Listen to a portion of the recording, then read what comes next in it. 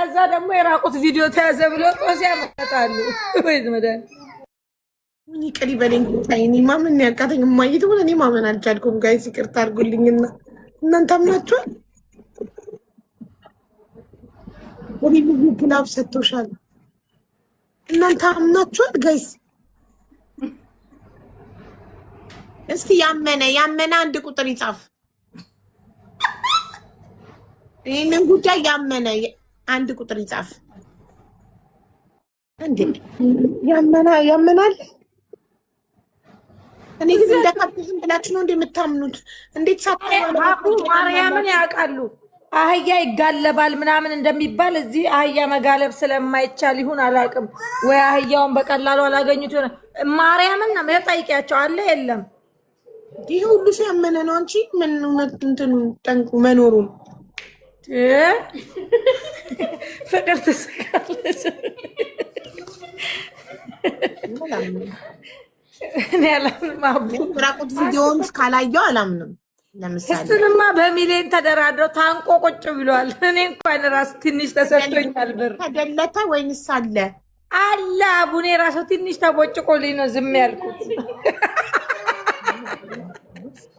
እና እሺ ቆይ ማለት ጠንቋዩ ከዛ በራቁታችሁ ሩጡ ሲላቸው ለራሳቸው ሀብት ለመስለብ እንደዛ አረጉ እንጂ ሰው ላይ ግን መተት አያደርጉም ይኸውልሽ አሁን ለምሳሌ ከሰው ላይ ይሰልባሉ ሀብታም የሆነ ሰው ወይ ብር አልተበረከተ ማነሽሱ ማረፍ አልበረከተልኝም ብሬ እንደዚህ ምናምን ይሰልባሉ ይባላል ሀብታም ሰው ሀብት ይሰልባሉ አይዋ እኮ የዛ ሰው ሀብት እንዲሰለብ እኮ እዛ ሰው ላይ መድኃኒት ማድረግ አለባቸው መተት እንግዲህ የሆነ ነገር አድርገው ፓርቱ ራቁት የሚሮጡት ፓርቱቱ ይሆናል ግን አለ አዎ አለ ለሊት ይሰለባል ይሄው ማርያም ማቴን እኮ ነው ወራር ፍንጀል ካልሆነ በስተቀር እኔ አላምንም እንደገና እሺ ቆይ አንድን ሰው ሀብት ለመስለብ በሌሊት ስለሮጠ በራቁቱ እንዴት ነው የሰው ሀብት የሚሰልበው እዛ ሰው ላይ መድኃኒት አስደርጎ ምናምን ብትሉ ያንን ባለ ሀብት ሳያገኘው እንዴት በተለይ ዴራ ያላችሁ ትላለች አንዷ ደግሞ ጭራሽ ወደ ዴራ ለቆሱ ነው እዛ ደግሞ ይባላል አቡዬ እኮ ሀቅ ነው አለ እንግዲህ እናንተ ካመናችሁ በቃ እኔ ሳልሰማ አላወራውም እዚህ ተደራድረው 4 ሚሊዮን ተሰጥቶ ነው ሮጣው በር ከፍተው ራቁታቸውን ሲሮጡ አይቶ ሰው ቀርጧቸው ከዛ 4 ሚሊዮን ተደራድረው ተሰጡ እነሱ 4 ሚሊዮን ወሰዱ ጉድ በጣም የሚገርመው በእውነት ሁለት ሰው ማለት አንድ አይምሮ ጤነኛ የሆነ ሰው እንዴት ደፍሮ በራቁቱ ግቢ ከፍቶ ይሮጣል አስፋልት ላይ እኔ በጣም ተነጋለሁ ማለት ሌላ ነገር ያሳምናል ይሄ ግን ትንሽ ከባድ ነው በራቁቱ ስለሮጥ እሺ ጠንቋዩ ራሱ በራቁቱ ሮጦ ለምን ሀብታም አይሆንም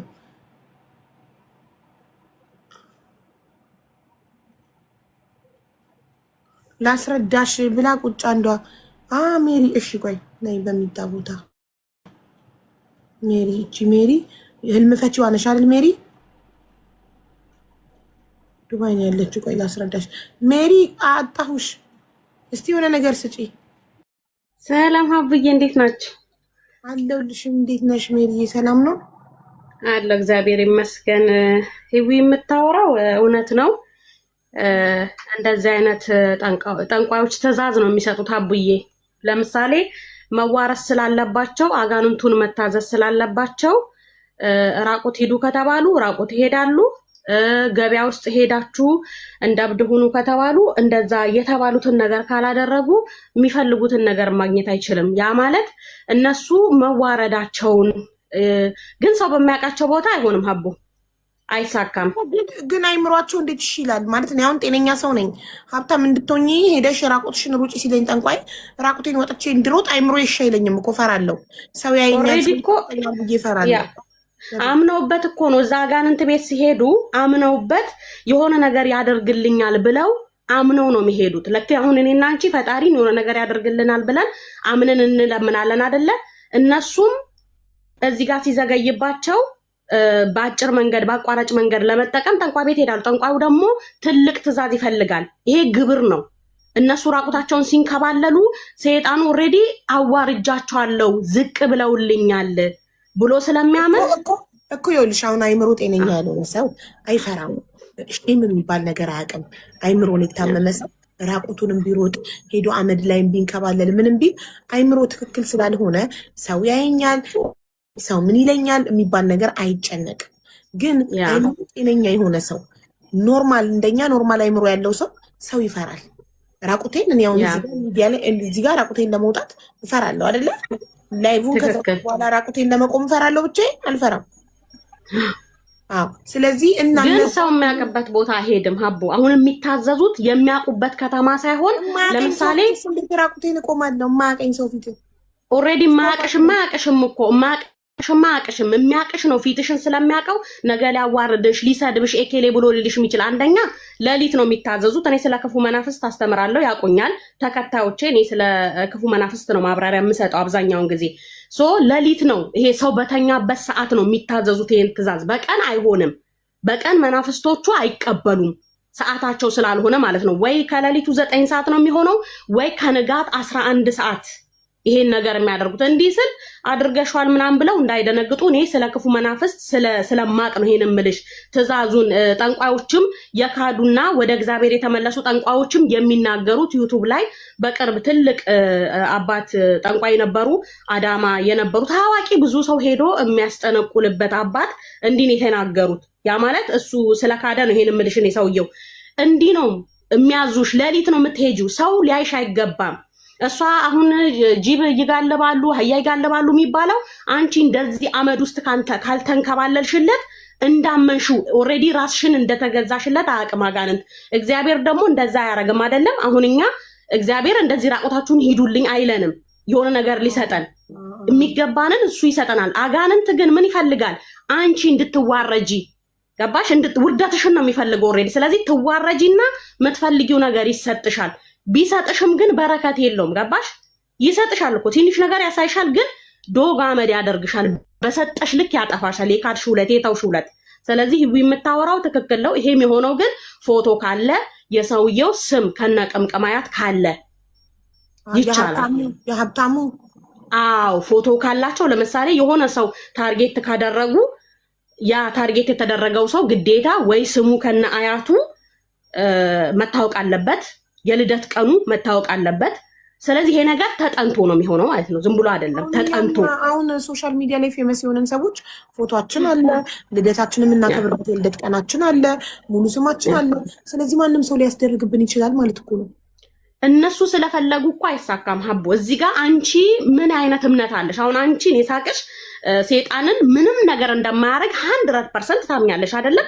ምንም አይነት ቀዳዳ የለም። አየሽ፣ አንቺ ጋር ያለው ኃይል ሌላው ጋር ላይኖር ይችላል። የሚፈራ ሰው አለ፣ መተት ይሰራል ብሎ የሚያምን ሰው አለ። አንዳንድ ሰው እድል ተወሰደ የሚል ሰው አለ አይደለ ሀቡ? የሰው ልጅ ፍጹም እድሉ ሊወሰድ አይችልም። እድል ተወሰደ የሚባለው እንዴት ነው? ለምሳሌ አንቺ ስራ የምትሰሪ ኮሽ ልታሰራብኝ ማሪኔ ድሃ ነኝ። እሺ አንቺ ለምሳሌ ሰራተኛ ኮሽ ስራሽ እንዲበላሽ ማድረግ ስራ። አሁን አንዳንድ ሰው እድል የወሰደችብኝ ኤኬሌ አስመትታብኝ ይላል አይደለ? ኔቨር። ያንቺ እድል እግዚአብሔር ላንቺ የሰጠሽን እድል ሰው መቀማት መውሰድ አይችልም። ቆይ የሚችለው አቡዬ አድምጪኝ፣ ልብ ብለሽ አድምጪኝ። የሚችለው አንቺን ቀስ በቀስ ማጥፋት ነው። እሱ እንዴት ነው የሚያጠፋሽ? ስራ ካለሽ ስራሽን ያበላሻል። ስራ እንዳትሄጂ ሀብት ይሰጥሻል። አንቺን ካዋረደሽ በኋላ አመድ ላይ ራቁትሽን እንድትከባለይ ካረገ በኋላ ስትዋረጂ የእውነት እንዳመንሹ ሲያምን ይሰጥሻል፣ ነገር ያሳይሻል። ግን ስትክጂው የሰጠሽው እንደሚችል እየመሰከርሽለት ነው። እኔ አይደለሁም እኮ የምመሰክርለት ሀቡ። የተደረገለት ሰው አምኖ አይደል? ለምሳሌ እኔ እግዚአብሔር ቤት ሲሄድ 100% እግዚአብሔር በልኬ እንደሚሰጠኝ አምኜ ነው አይደል የምጸልየው። እዚህ ጋር ደግሞ አጋንንቱን የሚያምኑበት ሰው አሉ። ገባሽ? እኔ ከማያምኑት ውስጥ ነኝ። አጋንንት ኃይል የለውም፣ ልክ እንዳንቺ ኃይል የለውም ስልጣን የለውም የምል ሴት ነኝ። ገባሽ? ግን ኃይል የሚኖረው እንዴት ነው? ኃይል የለውም ስልጣን የለውም ብለሽ ካመንሽ እንደሚሰጥ ማመን የለብሽም። እኔ ብትዋረጅለትም በራቅሽ ብትንከባለይለትም ምንም የመስጠት አቅም እንደሌለው ነው ማምነው። ጠንቋይ ይኸውልሽ ጠንቋይ ወይም መተት የሚሰራ ሰው አቅም ቢኖረው እሱ ቁጭ ብሎ ከሰው እየለመነ ዶሮና ጥቁር ዶሮ ጥቁር በግ እንትን አምጡ እያለ ከሰው እየለቃቀመ ዕጣን አምጡ ቡና አምጡ እንትን አምጡ እያለ ከሰው እየለቀመ አይበላም ነበር። ራሱን ሀብታም ያደርግ ነበር። ገብቶሻል? ኤግዛክትሊ። ለምን ራሱ ሀብታም አይሆንም? ይኸውልሽ ልመጣልሽ ነበር ሀቡዬ። ሲስተሙ ምን መሰለሽ? ይሄ እኮ ማታለያ ነው፣ ማታለያ ናት ይቺ። እኔ ሰጥሃለሁ እኔ አደርግልሃለሁ እኮ ኢምፖርታንት የሚፈለገው እኮ የሰው ልጅ እንዳያመሰግን ነው፣ በእግዚአብሔር ተስፋ እንዲቆርጥ ነው። ገባሽ? እንጂማ ቁጥር አንድ ጠንቋዩ እራሱ ፌመስ የሆነበት ነበረ። ሀብቱን ካገኘ ሌላውን ማጥፋት አይፈልግም። ግን አጋንንት ምን ይፈልጋል እህቴ? አጋንንት የሚፈልገው በእግዚአብሔር ተስፋ እንድንቆርጥ ነው። እግዚአብሔር ሰጪ አይደለም እንድንለው፣ እግዚአብሔር ይዘገያል እንድንለው። ገባሽ? ስለዚህ ቀዳዳ ትንሽዬ ቀዳዳ ይፈልግና ልክኛ ተስፋ መቁረጥ ላይ ስንሆን ይሄንን በጭንቅላታችን መጥፎ ዘር ይዘራል። መጥፎ ዘር የሚዘራው ደግሞ እኛ ተስፋ ስለቆረጥን ነው። እግዚአብሔር በጊዜ አይሰጠንም ብለን ስለምናምን ነው። ሰዎች የሚታለሉት ጠንቋይ ያደርግልኛል ብሎ የሚያምኑት እግዚአብሔር እኮ ነው ይሄን በዙር ራሱ ይሰጣቸው። ግን እነሱ ጠንቋይ ቤት ስለሄዱ ብቻ ያ ጠንቋይ እንዳደረገላቸው ይቆጥራሉ። ማታለያ ማለት ነው። ገባሽ? እንዴት ነው አሳ የሚያጠምድ ሰው አሳውን ለማጥመድ የሆነ ትንሽ እየተጣላማ ወደ ጠንቋይ ይሄ ሁሉ እንዴት ልታውቂ ቻልሽ? በጣም እውቀት አለሽ። እኔ ስለ ክፉ መናፍስት ስለምማር ነው። ያውቁኛል፣ እኔ ተማሪዎቼ ያውቁኛል። ገጠመኝ ማደምጥ ሴት ነኝ። እንዲሁም ስለ አጋንንት ትምህርት እሰጣለሁ። አጋንንት ኃይል እንደሌለው አስተምራለሁ። የኔን ፎሎወርሶች ያውቁኛል። ስለዛ ነው እና ከመምህሮቼ የተማርኩትን ነው። እንደገና ደግሞ ከዛ በወጡት ሰዎች የሉም ጠንቋዮች ወደ እግዚአብሔር ሲመለሱ የሚናገሩት የሚያደርጉት ነገር የለም። እነሱ የሚያደርጉትን ነገር ነው። እንደዛ ካልሆነ እንደማይሰራላቸው ይሄ አጋንንቱ ባለፈው የሆነ ሰውዬ ልንገርሽ በዚህ ባጭሩ ሶሻል ሚዲያ ላይ ቀርቦ አጋንንት 1 ሚሊዮን ምናምን ብር የበላበት ሰው ምን ብሎ አጋንንቱ አልተቀበለህም 700,000 ብር ሲያስገባ 700,000 ብሩ አልበቃኝም ብሏል። ደብሮታል። አጋንንቱ 1 ሚሊዮን ብሎ ብሩን በእንትኖች እነዚህ መርጌታ ነኝ በሚሉ ቴሌግራም ላይ የተበላ ሰው እያለ እንደዚህ ማታለያ ነው ማሬ፣ ማታለያ ገባሽ? እንጂ ፍጹም አጋንንት ለሰው ሊሰጥ አይችልም። እግዚአብሔር ነው የሚሰጠው። ግን አእምሮሽን ይጮትበታል። ገባሽ? በአእምሮሽ እቃቃ ይጮታል። እኔ ግን ይኸውልሽ ጠንቋይ አለ አጋንንት አለ ብዬ ምንም ጠንቋይ ነን ብለው መጋረጃ ውስጥ የተቀመጡ ሰዎች ቢዝነስ ሰነፍ ስለሆኑ ሰርቶ ለመብላት እኔም ነገ ጠንቋይ ነኝ ብዬ መጋረጃ ቀይ መጋረጃ ሰቅዬ እጣን እያጨስኩ ብቀመጥ ህዝቤ የሆነ ነገር ብቀባጠርለት ያምነኝና እየመጣ እየከፈለኝ ያስጠነቁላል። ጠንቋይ የሚባል የለም። ሰዎች ቢዝነስ ለመስሪያ ጋይስ ትሪፕል ቆይ አንዴ ስራዬን እየሰራሁ ውዶች፣ ወሬ ሳወራ ፍራግመንት ሉዝ እንዳላረግ መኒጋን ጣልጣል እያረጋችሁ ማሮች እና ማለት ነው። ጠንቋይ ልክ እንደ ማንኛውም ስራ ቢዝነስ ለቢዝነስ ብለው የሚጀምሩት እንጂ ጠንቋይ ራሱ ይስቅባቸዋል። ጠንቋይ ቤት ናችሁ የምታስጠነቁሉ ሰዎች ጅል ብሯን በላኋት ልክ ስትወጡ ይይዝባችኋል። ጠንቋዩ ገብታችሁ አስጠንቁላችሁ በኋላ እያላችሁ ማለት ነው እያሾፈባችሁ ሙድ እየያዘባችሁ ምናምን ነው። ጠንቋይ የሚባል ነገር የለም። አጋንንት የሚባል ነገር የለም። ሰይጣንና ሰይጣን ብቻ ነው ያለው እዚህ ምድር ላይ። ሰይጣን አለ። ሰይጣን ምንድነው ስራ? እኛን ከፈጣሪ መንገድ ማውጣት። ሰይጣን ከፈጣሪ ጋር ፉክክሩ ከፈጣሪ ጋር አሸንፋለሁ ብሎ እኔ ሞር ሰዎችን ወስዳለሁ ብሎ ይታገላል እንጂ ጠንቋይ የለም፣ ገለመሌ የለም፣ ምናምን የለም። ያለው ምንድነው? አንድ ፈጣሪና አንድ ደግሞ ሰይጣን የሚባል ነገር አለ። እኛን ከፈጣሪ መንገድ ጎትቶ ገሃነም ማስገባት የሚፈልገው ሰይጣን። ትክክል። በቃ የኔ አቋም ይሄ ነው። የአንቺ አስተሳሰብ ነው የኔ ማይንድ ውስጥ ያለው። እኔ የምምለው እንዳንቺ ነው። ግን መጫወቻ ናቸው እነዚህ ሰዎች። አሁን እንዳልኩሽ ልክ ራቁት ሂዱና እንትን በሉልኝ ሲል ይስቅባቸዋል። አስበሽዋል? ሰዓት ጠብቀው ሌሊት ቁጭ ብለው ሰው ተኛ አልተኛ ብለው እንቅልፋተው ያንን ነገር ሲያደርጉ ምን ያህል በጭንቅላታቸው ጌም እንደተጫወቱ ነው የሚያሳየው። ሰይጣን አለ።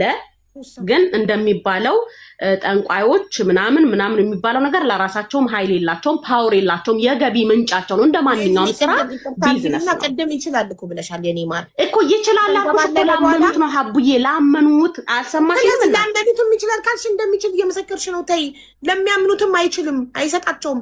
መስራቸው ነው። ሁኔታው ተገጣጥሞበት ነው። ሁኔታው ተገጣጥሞባቸው ነው እንጂ ይኸውልሽ ሁኔታው እነሱ ጅል ስለሆኑ ሁኔታው ተገጣጥሞባቸው ጠንቋይ እየሰጣቸው መስሏቸው ነው እንጂ ያንን ነገር ፈጣሪ ነው የሰጣቸው። ግን ሁኔታው ተገጣጠመና ጠንቋይ ቤት ስለሄዱ ያገኙት መሰላቸው ያንን ነገር እንጂ ጠንቋይ አይችልም። ይችል ለራሱ ለምን እንትን አይልም? ደብል ጋይስ ደብል ደብል ደብል ደብል ደብል ላመነበትም አይሆንም የጠንቋይ ነገር። ጠንቋይ ማለት አንድ ቢዝነስ ወመን ወይም ቢዝነስ ማን ነው። ደብል ህዝቡን የሆነ ነገር አውቃለሁ እያለ ከሰው ብር የሚበላ በቃ እንደ ቢዝነስ ደብል። ጭራሽ እየመጡ እኮ ያስተዋውቃሉ እዚህ ቤት እኮ ኮመንት ላይ መሪ ጌታ ነን እንትነን ህይወቴን የቀየረ እያሉ እየመጡ ህይወቴን የቀየረ እንትን አለ አናግሩ እያሉ ኮመንት ላይ ሁላ እኮ ይጽፋሉ እኮ ደብል። አንድ ቀን ግን የአንቺ ቤት መጥቼ የማወራው ነገር ይኖረኛል። እሺ እውነቴን ነው። አዎ በጣም ሰው ሞኝ ሲሆን ይገርመኛል። ደብል ደብል ደብል ሴጣን ኃይል አለው ማሪ፣ ሴጣንና ፈጣሪ። ከዛ የፈጣሪ ኃይል ግን ይበልጣል ከሴጣን። ግን እኛ የሴጣን እንዳያሸንፈን መታገል አለብን። ለምን ውስጣችን ያለው ነብሳችን ወደ ሴጣን ስለሚያደላ ሴጣን ስለሚጎትተን በቻለው መጠን ምድራዊ ነገር ስለሚያጠቃን ሀቡ ሰይጣን ደግሞ ያንን ነገር ይፈልገዋል። ግን ሰይጣንን የምታሸንፊበት ደግሞ በሁሉም እምነት ደግሞ ጸሎት አለ። እኮ እሱን ነው የምልሽ እኮ ሴጣን ጠንቋይ ገለመሌ ምናምን የለም። ሴጣን ግን አለ። ሴጣን ደግሞ አቅም የለውም አትበሉ አለው። ግን የሴጣን አቅም ከፈጣሪ ስለሚበልጥ ፈጣሪ ያሸንፈዋል ሴጣንን። ሴጣን እኮ ከፈጣሪ ትእዛዝ ወጥቶ አይደል እንዴ የተባረረው? ራቁት ፎቶ የተያዘብን የሚሉት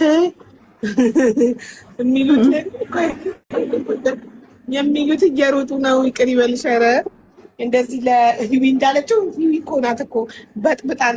አንቺ ህዊ በራቁታቸው ይሮጣሉ ምናምን እያለች አይ ህዊ ደግሞ እርግጠኛ ሆና ነው የምታወራው።